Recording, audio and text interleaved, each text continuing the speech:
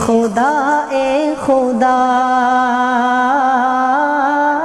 اللهم صل على محمد وعلى آل محمد كما صليت على إبراهيم وعلى آل إبراهيم إنك حميد مجيد اللهم بارك على محمد وعلى آل محمد كما باركت على إبراهيم وعلى آل إبراهيم إنك حميد مجيد سبحانك لا علم لنا إلا ما علمتنا إنك أنت العليم الحكيم سبحانك لا فهم لنا إلا ما فهمتنا إنك أنت الجواد الكريم رب اشرح لي صدري ويسر لي أمري أعوذ بالله من الشيطان الرجيم بسم الله الرحمن الرحيم والعصر إن الإنسان لفي خسر إلا الذين آمنوا وعملوا الصالحات وتواصوا بالحق وتواصوا بالصبر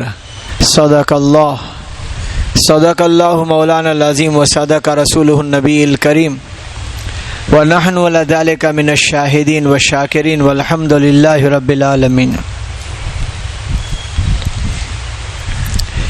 محترم عزیز و بزرگوں، آج صبح کی نماز سے 9ویں ذی الحجہ کے اعتبار سے ہم نے تکبیر تشریق پڑھنا شروع کر دی. تکبیر تشریق پڑھنا واجب ہے عورتوں پر، مردوں پر، ہر فرض نماز کے بعد. 9 کی فجر کی نماز کے بعد سے 13 کی عصر تک 23 نماز میں تکبیر تشریق پڑھیں. اس کی بہت ساری وجہوں میں ایک وجہ یہ لکھی ہے کہ 9 کی صبح سے شروع اور 13 کی عصر تک، حالانکہ قربانی کے جو دن ہیں 10، 11، 12 ہیں. قربانی کے دن 10، 11، 12 ہے، لیکن قربانی مال کی قربانی ہے، مالدار لوگوں پر ہے. تو مالداروں میں مال کی قربانی کرتے وقت اپنی قربانی کی مال کی محبت پر چھری چلنی چاہیے، پھر بھی قسم کی بڑائی اور عجب نہ آ جائے، اللہ کی بڑائی آ جائے. اس لیے ایک دن پہلے سے ہی شروع کرائی گئی اور ایک دن بعد تک ختم کرائی گئی کہ 9 کی صبح سے شروع کر دو. اللہ اکبر لا الہ الا اللہ اللہ اکبر وللہ الحمد. تکبیر تشریق کی بہت ساری تشریح لکھی ہے. ایک جگہ پر یوں سمجھایا ہے کہ جب حضرت ابراہیم علیہ السلام اپنے بیٹے اسماعیل پر چھری چلا رہے تھے تو بعض مرتبہ کوئی ایسا کام جو کبھی دیکھا نہ گیا، بہت عجیب سا کوئی کام ہو تو اس کو دیکھ کر ارے بھائی صاحب تم یہ کیا کر رہے ہو، ایک سوالیہ انداز میں لوگ پوچھتے ہیں ارے بھائی تم یہ کیا کرتے ہو. تو ایسے ہی ابراہیم علیہ السلام اپنے بیٹے اسماعیل علیہ السلام کے گلے پر چھری چلا رہے تھے اور جبریل امین نے آتے کے ساتھ یوں کہا اللہ اکبر. یعنی یوں تو اللہ کی بڑائی کے کلمات ہیں لیکن سمجھایا گیا کہ تم یہ کیا کر رہے ہو. تو ابراہیم علیہ السلام نے جواب دیا لا الہ الا اللہ اللہ اکبر. یعنی اللہ کے سوا کوئی عبادت کے لائق نہیں، میں اسی کی عبادت میں معبود ہوں، جو وہ کہہ رہا وہی کر رہا ہوں. یعنی میں تو عبد ہوں، بندہ ہوں، اس نے جو کہا وہ کر رہا ہوں. اور جب یہ 2 کے کلمات پورے ہوئے، اسماعیل علیہ السلام کے بجائے دمبے پر چھری چلی اور وہ ذبح ہو گیا تو اسماعیل علیہ السلام کی زبان سے نکلا لا الہ الا اللہ اللہ اکبر وللہ الحمد. جبریل امین نے کہا اللہ اکبر، ابراہیم علیہ السلام نے کہا لا الہ الا اللہ اللہ اکبر، اسماعیل علیہ السلام نے کہا اللہ اکبر وللہ الحمد. گویا یہ تکبیر تشریق ہے، ہم کو پڑھنی چاہیے. علماء نے لکھا ہے کہ مردوں کو تھوڑی اونچی آواز سے پڑھنا چاہیے ہر فرض نماز کے بعد، لیکن ہمارے یہاں کچھ ترتیب نہیں ہے اس کے پڑھنے کی. عام طور پر مسجدوں میں ایسا ہوتا ہے جیسے ہی سلام پھیرا تو کوئی ایک آدمی زور سے شروع کر دیتا ہے، اب اس کی آواز سے دوسرے بھی شروع کر دیتے ہیں، پھر کوئی بہت اونچی آواز سے پڑھتا ہے تو کوئی ذرا لمبی کر کے پڑھتا ہے. تو سب کی ادا تو ہو جائے گی لیکن اچھا یوں لگتا ہے کہ جیسے امام صاحب سلام پھیریں تو امام کے ساتھ ساتھ جیسے پوری نماز پوری کی، امام کی اللہ اکبر پر رکوع میں گئے، ہم نے بھی اللہ اکبر کہہ دی، سب ایک ساتھ ہی اللہ اکبر بولتے ہیں، چاہے کہ آواز نہیں آتی لیکن سب ایک ساتھ بولتے ہیں. ایسے ہی سمیع اللہ لمن حمدہ امام صاحب نے کہا ربنا ولک الحمد ہم کہتے ہیں، سب ایک ساتھ ہی کہتے ہیں. تو اچھا ہے کہ تکبیر تشریق بھی سب کی ایک ساتھ ہو. بہت اونچے چلا پکار کر کے، جس کو گجراتی میں کہ گھانٹے پاڑنے کا نہیں، اور اتنی آواز کے ذرا سا اللہ کی بڑائی کو بڑے اچھے انداز سے. تو بعض جگہ پر جہاں ترتیب بنی سب کی ایک ساتھ شروع ہوتی ہے، ایک ساتھ ختم ہوتی ہے. اس کی کوشش کرنی چاہیے. اللہ کرے بات ہماری سمجھ میں آ جائے. عورتوں کو بھی پڑھنا ہے یہ. کسی کی رکعت چھوٹ گئی تو سلام پھیرنے کے بعد وہ بھی تھوڑی اونچی آواز سے ہی پڑھے. اب کیا کہا کہنے والے نے، تکبیر تشریق کو زور سے پڑھنے کو کہا تو وہ زور سے نہیں پڑھتے ہیں. اس کی آواز پست ہوتی ہے، دھیمی ہوتی ہے، اور جہاں دھیمی آواز سے کہا گیا اس کو زور سے کرتے ہیں. نہیں سمجھے بات؟ بعض ایسے کلمات ہیں کہ بھئی وہ جیسے کہ اقامت ہو رہی ہے تو اقامت کا جواب دھیمی دھیمی آواز میں دیا جائے. سمجھ میں آ رہی بات؟ لیکن بعض لوگ ہیں کہ میں شکایت نہیں کر رہا، خالی سمجھانے کے لیے کہہ رہا ہوں کہ اقامت چل رہی ہے تو اس کی آواز اس کی دہرائے کہ نہ دہرائے. جیسے اس نے کہا اشہد ان محمد الرسول اللہ تو یہ زور سے صلی اللہ علیہ وسلم، تو زور سے پڑھنے میں گناہ نہیں کیا. لیکن جب پوری اقامت دہرا رہے ہو تو جیسے دھیمی آواز میں، اس کو بھی دھیمی آواز میں کر دے. گویا کہ زور سے صلی اللہ علیہ وسلم پڑھ کے سنایا کہ میں ہی اکیلا عاشق رسول ہوں اور تم سب کو سمجھ پڑتی نہیں. سمجھ میں آ رہی بات؟ اس لیے ایک بات اچھی طرح سمجھیں کہ جہاں کہا اونچی آواز سے پڑھو وہاں اونچی آواز سے، جہاں کہا نیچی آواز سے.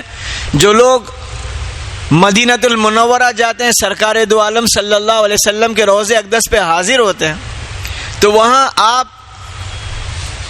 اپنی قبر میں حیات النبی ہے اور آپ کی قبر پہ پاس روضہ اقدس پر یہ امت رسول جو ہے، رسول صلی اللہ علیہ وسلم کا امتی صلاۃ و سلام پیش کرے، تو وہیں اوپر قرآن پاک کی سورہ حجرات کی آیت لگائی لکھ کے، جو اللہ نے اعلان کیا تھا اپنے کلام پاک میں کہ ایمان والو میرے نبی کے سامنے اپنی آواز اونچی مت کرنا، اور اگر ایسا کرو گے تو تحبط اعمالکم وانتم لا تشعرون، تمہارے اعمال ختم کر دوں گا، تمہیں پتہ بھی نہیں چلے گا.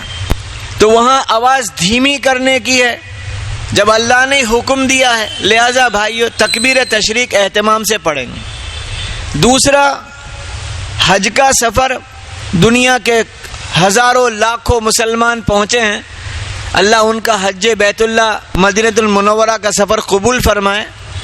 آج صبح کی نماز کے بعد کنکریاں لگا کے قربانی کر کے حلق کرا کے لوگ احرام سے فارغ ہو گئے ہوں گے. کل مغرب کے وقت میں لاکھوں لوگ اللہ کے فضل سے، اللہ کے کرم سے حاجی بن گئے.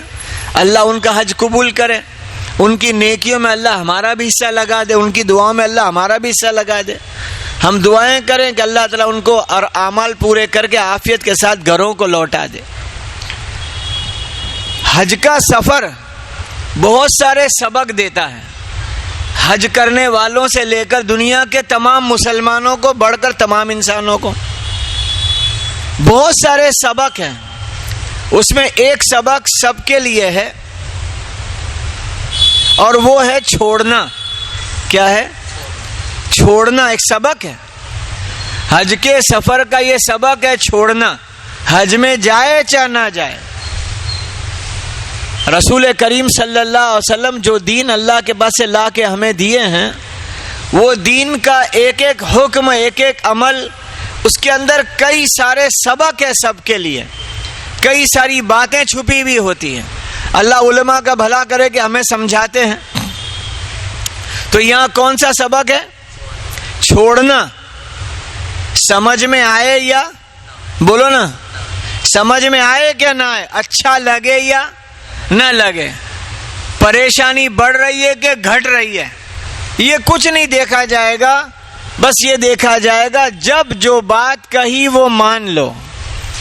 لیکن کچا مسلمان ہے، وہ بات ماننے میں اپنا دماغی گھوڑا دوڑاتا ہے کہ بات تو یہ برابر ہے, یہ اپنے مذہب کی ہے, لیکن دیکھو اس میں کیا ہے, ایسا کریں گے تو یوں ہو جائے گا اور یوں ہوگا تو یوں ہو جائے گا, میری تو سمجھ میں یوں آتا ہے کہ یوں کر لے وے.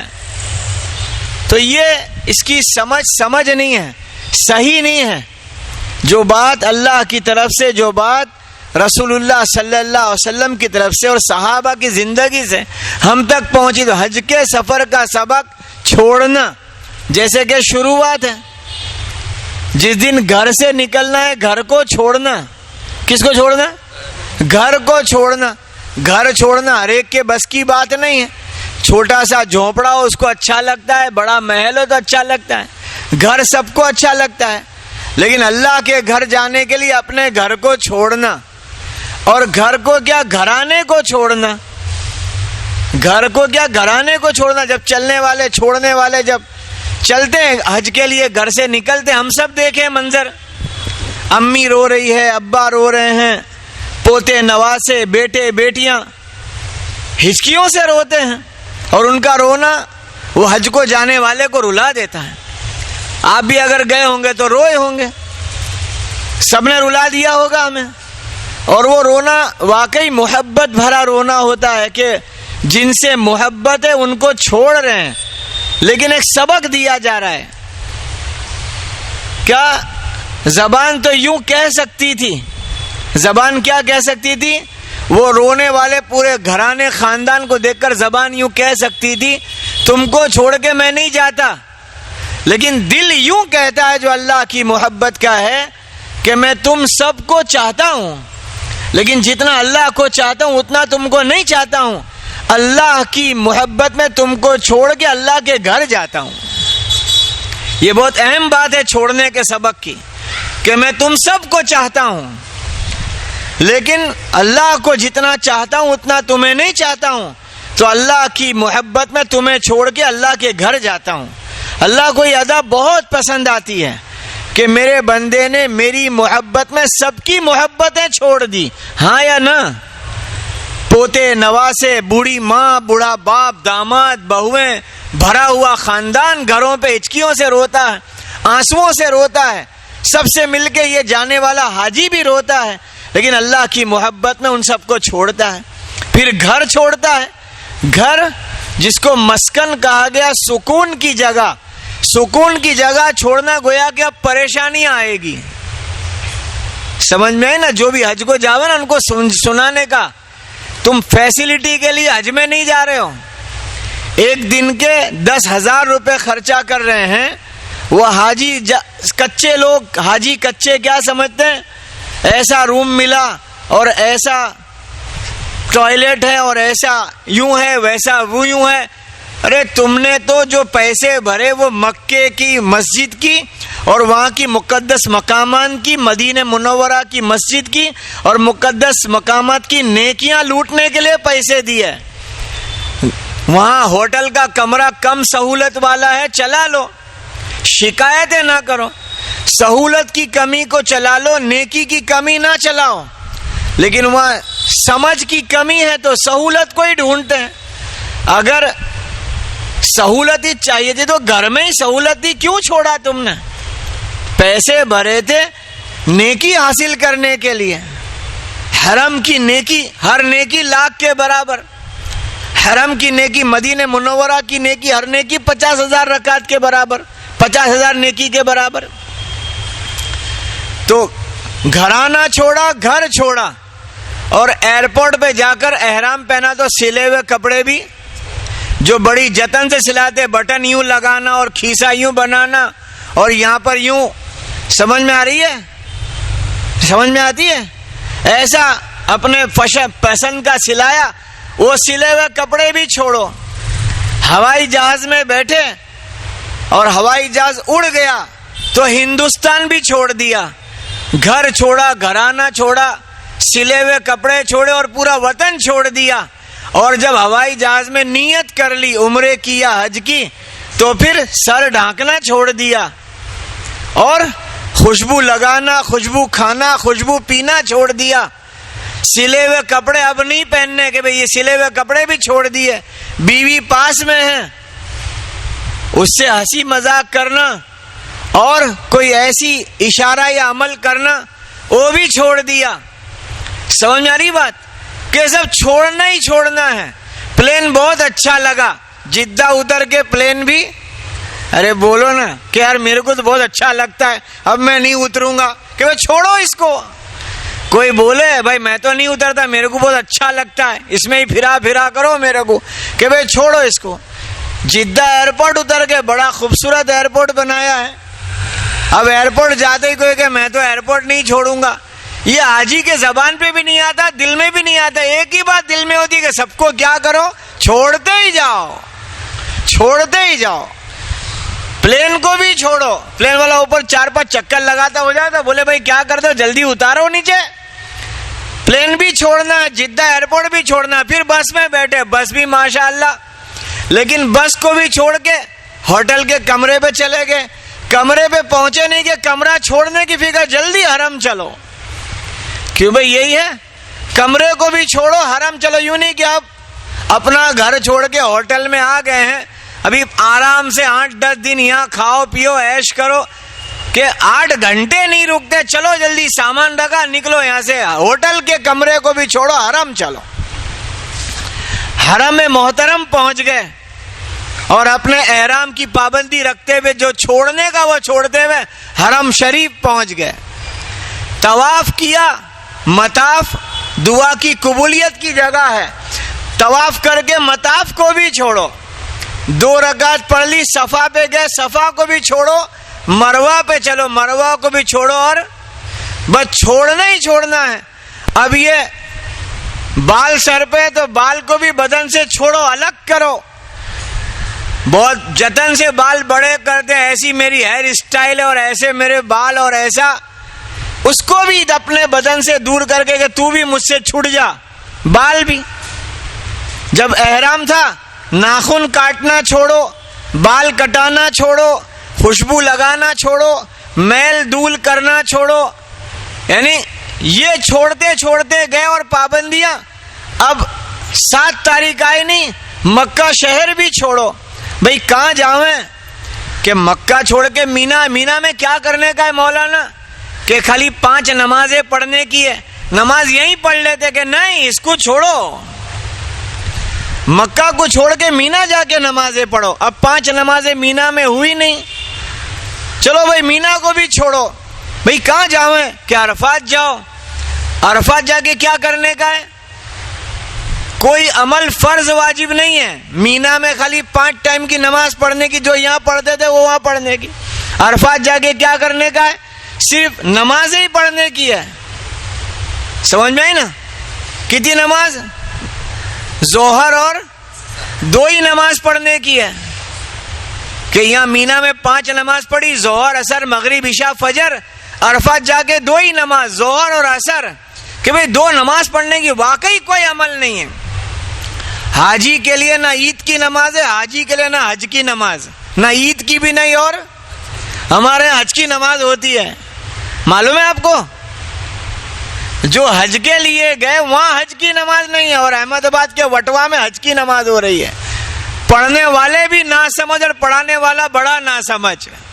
اللہ کرے کہ بات سمجھ میں آ جائے. سمجھ میں آ رہی بات.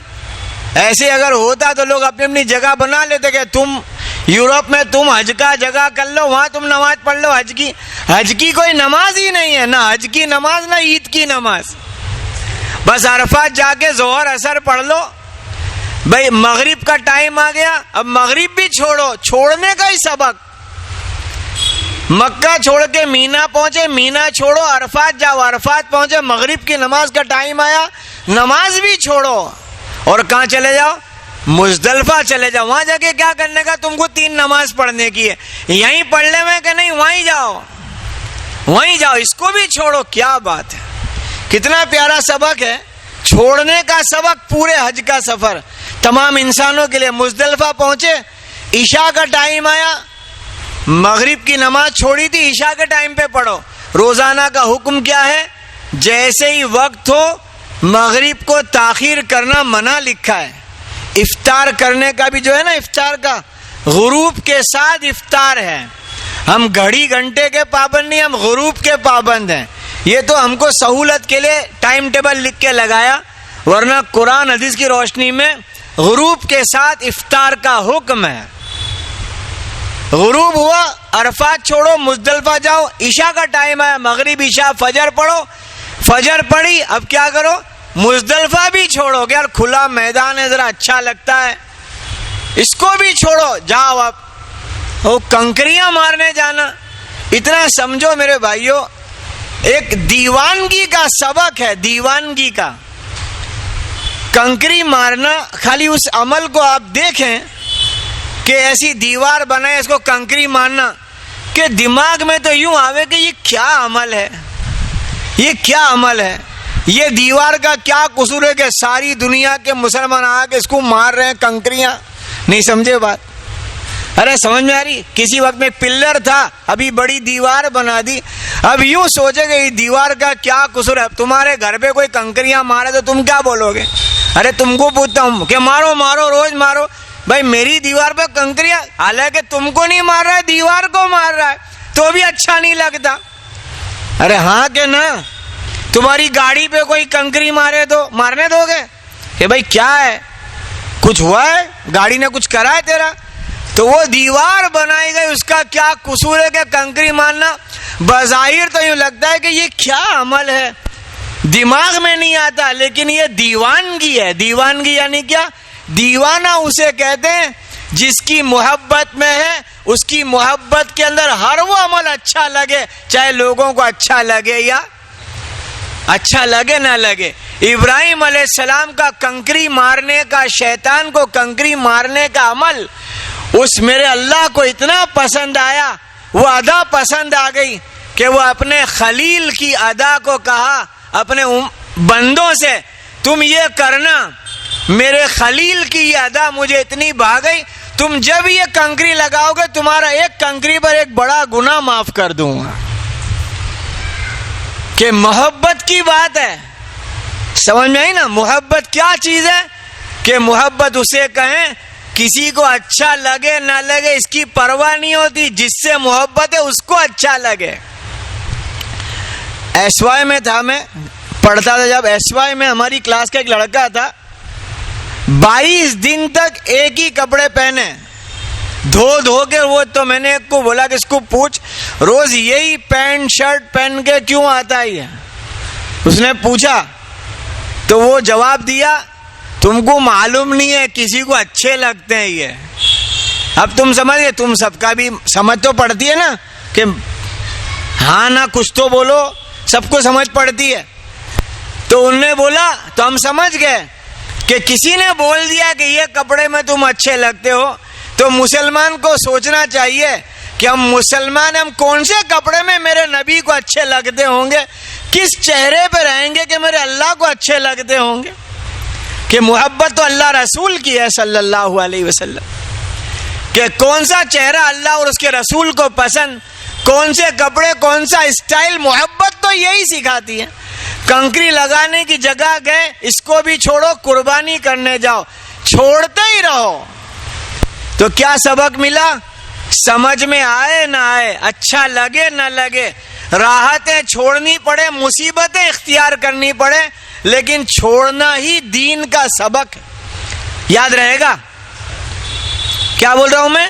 اچھا لگے نہ لگے، سمجھ میں آئے نہ آئے، اس کام کے کرنے میں راحتیں ختم، پریشانیاں بڑھتی ہو، لیکن یہی دین کا تقاضا ہے کہ تم کو جب کوئی بات چھوڑنے کی کہی جا رہی، چھوڑ، یہ نیت کرنی پڑے گی۔ اپنی عورتوں کو بے پردہ پھرانا چھوڑو، سمجھ میں آ رہی بات؟ اپنی عورتوں کو بے پردہ پھرانا چھوڑو، حرام کے کمانے، حرام کے کھانے کو چھوڑو، ٹخنے سے نیچے پائجامہ لٹکانے کو چھوڑو، داڑھی کٹانے کو چھوڑ دو، ختم کر دو یہ کام کہ اب نہیں کٹائیں گے، چھوڑ دو یہ عمل کٹانے والا، بغیر ٹوپی کے پھرنا چھوڑو، جھوٹ، گالی، غیبت، چگلی، گندی باتیں کرنا چھوڑو، سمجھ میں آئے کہ نہ آئے دھوکہ دینا چھوڑو۔ سمجھ میں آ رہی بات؟ یہ سب چھوڑنے کا ہے، سمجھ میں آئے کہ نہ آئے، اور یہ چھوڑنے میں چاہے کہ دقتیں آتی ہو. لوگ عزیزیہ کی اور اپنے حرم کے پاس کی ہوٹلوں میں آرام سے بیٹھے ہیں, ان سے پوچھنا آنے کے بعد کہ ہوٹل میں کتنی راحت اور سہولت تھی, اور جب مینا, عرفات, مزدلفہ چلے تو کیسی گرمی رہی, کہاں کا سونا, کہاں کا کھانا, کہاں آرام, یہاں گئے وہاں چلو, وہاں گئے وہاں چلو, نہ بیٹھنے کی صحیح جگہ ہے, نہ سونے کی کوئی ٹھکانہ ہے, نہ کھانے کا کوئی نظم ہے. لیکن یہ اللہ کا بندہ اللہ کی محبت میں سب کچھ برداشت کرتا ہے چھوڑنے کے عمل کو. سمجھ میں نہیں آتا, اچھا نہیں لگتا, مصیبتیں آ رہی ہے, کوئی یوں نہیں کہتا میں تو مکہ کی ہوٹل میں رہوں گا, نہیں, اس کو چھوڑ کے جاؤ. تو نیت کرتا ہوں میں, آپ نیت کرو, ہم اس سب کو چھوڑیں گے انشاءاللہ. اللہ ہمیں سمجھا دے. دوسرا حج کا سفر جو ہمیں سبق دیتا ہے وہ ہے وقت کی پابندی کا سبق. ایک سبق ہے چھوڑنا, دوسرا سبق ہے وقت کی پابندی. یعنی یہ سمجھنے کا ہے وقت کی پابندی جو اسلام نے سکھائی ہے اور کسی نے نہ سکھائی, جس کو لوگ سائنس کہہ رہے ہیں, اور سائنس کی ایجادات ہے, اس کی ترقیات ہے. آج سے 200, 250, 300 سال پہلے جو دنیا کے انسانوں کی زندگی تھی, اس میں سائنس والوں نے بڑی محنت کر کے, بڑی قربانیاں دے کر انسانوں کی زندگی کے وقت کو بچانے کے لیے کچھ چیزیں ان کے حوالے کر دی. لمبے لمبے سفر کرتے تھے, پیدل, بیل گاڑی, گھوڑے پر, اونٹوں پر. یہ سائنس والوں نے محنت کر کے پکی سڑکیں بنوا دی اور تیز دوڑنے والی گاڑیاں بنا دی.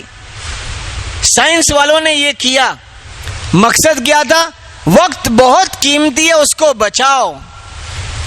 وقت بہت قیمتی ہے, اس کو بچاؤ. ایک ملک سے دوسرے ملک جانے میں مہینوں لگتے تھے, ہوائی جہاز بنے, وقت بہت قیمتی ہے, اس کو بچاؤ. کم سے کم وقت میں تمہارے سفر پورے کرو. کھانے بنانے کے لیے جنگلوں کی لکڑیاں لانا اور اس کو کاٹنا اور چولہے میں جوڑنا, کئی وقت لگتا تھا کھانا بننے میں. اب اس کے لیے پتہ نہیں کتنی آسانیاں کر دی. صرف ایک ہی بات ہے, وقت کو بچاؤ.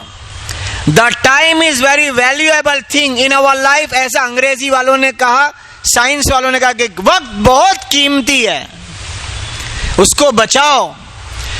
بچاؤ بچاؤ بچاؤ. لیکن ان سے پوچھو بچے ہوئے وقت کا کیا کرنا, ان کے پاس کوئی پلان نہیں ہے. وقت بچے, اس کو کرنا کیا؟ تو کیا کرنا؟ دنیا میں جتنے بھی پکنک پلیسز ہیں, گھومنے پھرنے کی جگہ ہے, وہ کب آباد ہوتی ہے؟ چھٹی کے دن, فرصت کے دن. ارے ہاں کہ نا, ابھی چھٹیاں ہوئی تھی, ویکیشن, تو کوئی کشمیر گیا, کوئی یو کے چلے گئے, اور کوئی کہاں چلے گئے. کیا ویکیشن ہے؟ کیونکہ چھٹیاں ہیں تو کہیں چلو. اسکول چالو ہو تو نہیں, ابھی اسکول چالو ہے, مدرسہ بھی چالو ہے, تو چھٹی آئی تو اس کو کہیں نہ کہیں لگاؤ. اسلام میں چھٹی کا دن ہی نہیں ہے. فرصت کی جگہ ہی نہیں رکھی اسلام نے کہ فرصت ہوگی. گجراتی میں کیا کہتے ہیں؟ نورا بیٹھا نکھود والے, گجراتی میں ایسا کہتے ہیں. فرصت کی کوئی بات ہی نہیں ہے. لہذا یہ حج کے سفر میں وقت کی اہمیت کو سمجھایا گیا کہ 9 ذی الحجہ کی زوال سے 10ویں کی صبح صادق کے بیچ میں اگر کوئی احرام باندھ کے حج کی نیت کر کے ہوش میں ہو, بے ہوش میں ہو, جانتا ہو کہ نہ جانتا ہو, عرفات کی حد میں چلا گیا, وہ حاجی بن جائے گا. یہ وقت اور جگہ فکس ہے, اسی وقت پہ. یہ وقت کی اہمیت ہے کہ 9 تاریخ کی زوال سے 10 کی صبح صادق کے بیچ میں کوئی عرفات چلا جائے, وقت یہی ہے. ورنہ پورے سال عرفات بیٹھا رہے, حج نہیں ہوتا. یہ وقت کی قیمت ہے. 10 کی صبح صادق سے 12 کی غروب سے پہلے تک ایک جانور کی قربانی کرو گے, ہر بال کے بدلے میں 1 نیکی ملے گی, 1 گناہ معاف ہوگا. یہ وقت نکل گیا, پھر روزانہ کے 10,000 جانور بھی ذبح کرے, وہ 1 کے برابر نہیں ہو سکتے. وقت کی اہمیت ہے.